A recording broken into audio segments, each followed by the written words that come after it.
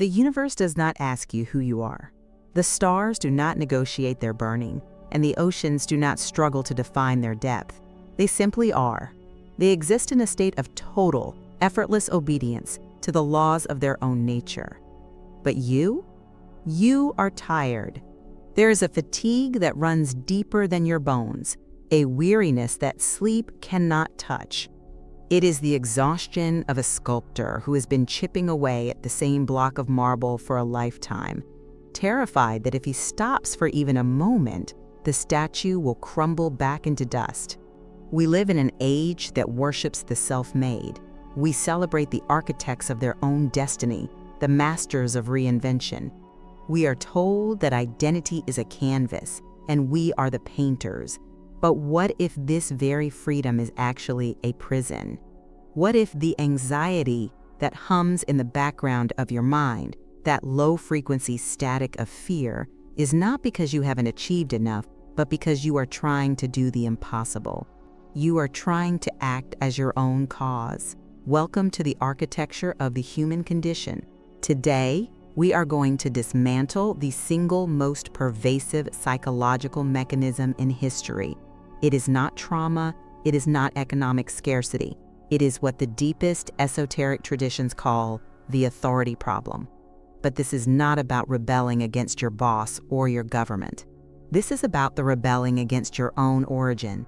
It is the terrifying silent war you have been waging against the fact of your own existence. Let us begin with a radical premise. The issue of authority is not about power. It is about authorship.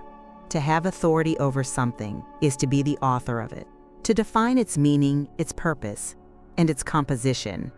In our modern psychological framework, we believe that maturity is the process of taking the pen out of the hands of our parents, our society, and our gods, and writing our own story. We view autonomy as the highest good, but we must look closer at the psychological cost of this autonomy.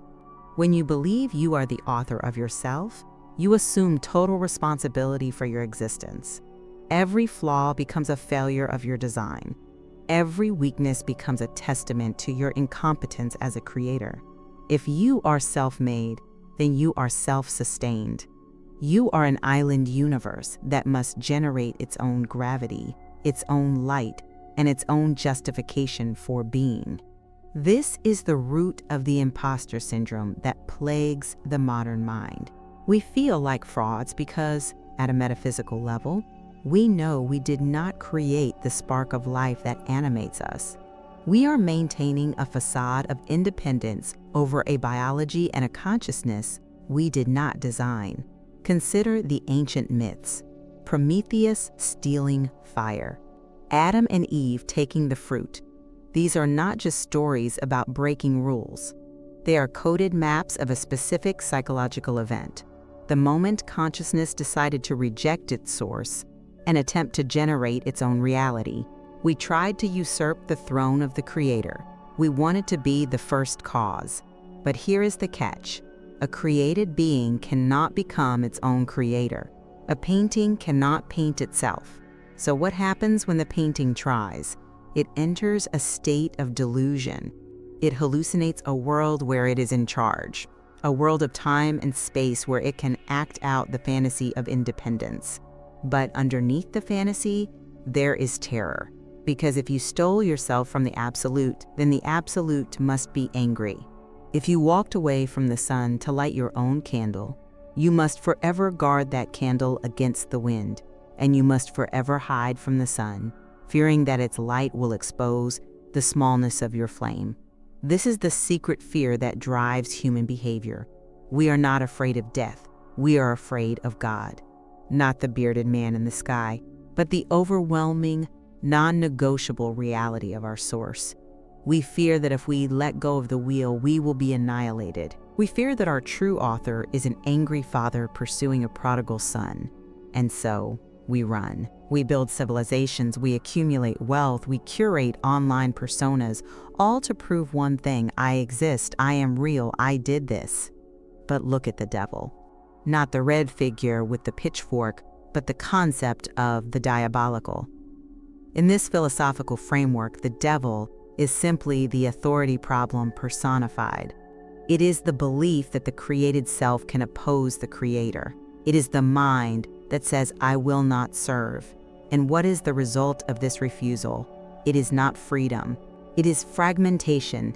It is a mind split against itself, constantly projecting its internal war onto the screen of the world. When you have an authority problem with reality, you will have an authority problem with everyone.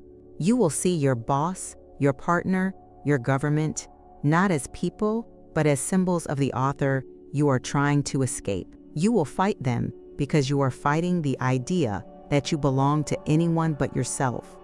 You perceive every interaction as a battle for authorship. You don't get to define me, you say. I define me. But notice the fragility. If you truly defined yourself, no one's opinion could touch you. If you were truly the author of your reality, a critique from a stranger would be as meaningless as a dog barking at the moon. The fact that we are so easily triggered, so easily offended, so desperate for validation, proves that we do not believe our own lie. We know, deep down, that our self-concept is a house of cards. We are terrified that one gust of wind, one rejection, one failure, one moment of silence will knock it down. We are trapped in a paradox. We crave connection, yet we defend our separation. We crave peace, yet we are armed to the teeth to protect an identity that does not exist. We are trying to solve the problem of separation by becoming more special, more unique, more individual. But specialness is just another word for loneliness. To be special is to be set apart. To be the favorite son is to be separated from the brotherhood. Let us go deeper into this mechanism of usurping. The human ego is essentially a device for self-creation. It is a continuous feedback loop that says, I am what I achieve. I am what I own. I am what I suffer.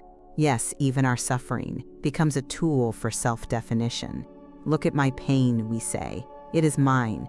It makes me who I am. We wear our trauma like armor because it distinguishes us. It proves that we have a history, a narrative, a distinct outline. But there is a chilling realization waiting for us in the dark. If we made ourselves, then we can unmake ourselves. If our identity is a construction, it is subject to destruction. This is the source of all anxiety. We feel that our very being is up for grabs. We feel that we could lose ourselves. And in a world of fluctuating markets, shifting relationships, and aging bodies, this fear is valid if you are the body, if you are the construction. But what if the construction is a lie? There is a profound teaching that suggests the separation never actually occurred. It posits that the authority problem is a delusion because the usurpation was impossible. You cannot steal fire from a source that is infinite. You cannot separate from a oneness that has no outside. The wave can dream it is separate from the ocean.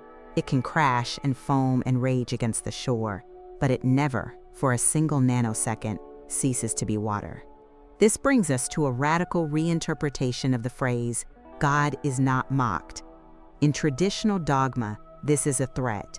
It means you cannot sin without punishment. It means the hammer is coming down.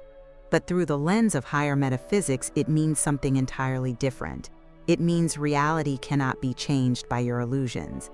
It means your attempts to corrupt your nature, to turn yourself from a holy being into a sinful, broken creature, have failed. God is not mocked because truth is not altered by a lie. The statue cannot turn itself into the sculptor, no matter how hard it wishes. This is not a condemnation. It is the ultimate salvation. It means that despite all your mistakes, all your cruelty, all your fear, and all your desperate attempts to be small, you are still exactly as you were created. You have not succeeded in damaging your soul. You have only succeeded in frightening yourself. Imagine a child who falls asleep and dreams he is a monster. He runs through a nightmare landscape, pursued by armies, committing terrible acts. He wakes up sweating, trembling, convinced he is evil. But the parent standing by the bed knows the truth. The child never left the room. The child is innocent. The monster was a figment of neural static. We are that child. We are dreaming of exile. We are dreaming of a world where we have to kill to eat, where we have to fight to survive, where we age and die. And we believe this dream is our punishment for leaving home. But the authority of the universe is not angry. The source is not pacing the floor, planning retribution. The source is simply waiting for us to wake up and realize nothing happened. This is the hardest pill for the ego to swallow. The ego would rather be a guilty, powerful rebel than an innocent, dependent creation. Guilt, paradoxically, gives us a sense of power. If I destroyed paradise, I must be powerful. If I hurt God, I must be significant. To accept that we are innocent is to accept that we are not self-made. It is to accept that we are effects, not causes. And here we find the resistance. We hate the idea of being an effect. It sounds passive. It sounds weak. We want to be the cause. But consider the nature of a sunbeam. The sunbeam is the effect of the sun. It is continuous with the sun. It shares the attributes of the sun. It is not passive. It is the extension of the sun's power. If the sunbeam decided to separate and be its own cause, it would simply vanish.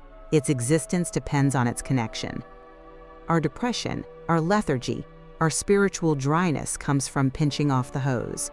We are trying to run a high-voltage machine on a AA battery. We cut ourselves off from the flow to prove we don't need it, and then we wonder why we are dying of thirst. We replace the infinite energy of inspiration with the finite energy of willpower. Willpower is the fuel of the separate self. It is gritty, exhaustible, and brittle.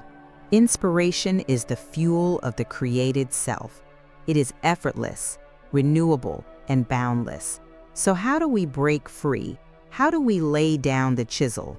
The first step is the most difficult. We must face the devil inside. We must look at our own resistance to being authored. We have to catch ourselves in the act of trying to define our own worth. Every time you check your likes, every time you replay a conversation in your head to win the argument, every time you judge another person to elevate yourself, you are engaging in the authority problem. You are saying, I determine who is valuable here. I establish the hierarchy. We must be willing to look at the fear of God. If you are honest, there is a part of you that is terrified of total surrender. You fear that if you give your life over to the source, you will become a robot, a fanatic, or a doormat. You fear that God will ask you to sacrifice the things you love. This is the projection of the angry Father again. We project our own transactionality onto the divine. We think, if I give, I lose. But the divine nature is not transactional. It is creative. To give is to receive. The practical application is a shift in vision. When you look at another person, especially someone who annoys you or threatens you, realize that you are seeing them through the lens of your own authority problem. You are seeing a rival creator. You are seeing someone who is challenging your self-concept. Stop, breathe, and remind yourself, this person did not create themselves, and neither did I. We are not rivals for the throne. We are both effects of the same cause. This dissolves the tension. If I don't have to create myself, I don't have to defend myself. If my identity is established by an immutable reality, then your opinion of me cannot scratch the surface of who I am. I am as God created me. This single sentence is the antidote to the ego. I am as God created me. This means my holiness is not earned, so it cannot be lost. My value is not negotiated, so it cannot be depreciated. It means I can stop hustling for my worthiness. It implies a safety that is absolute.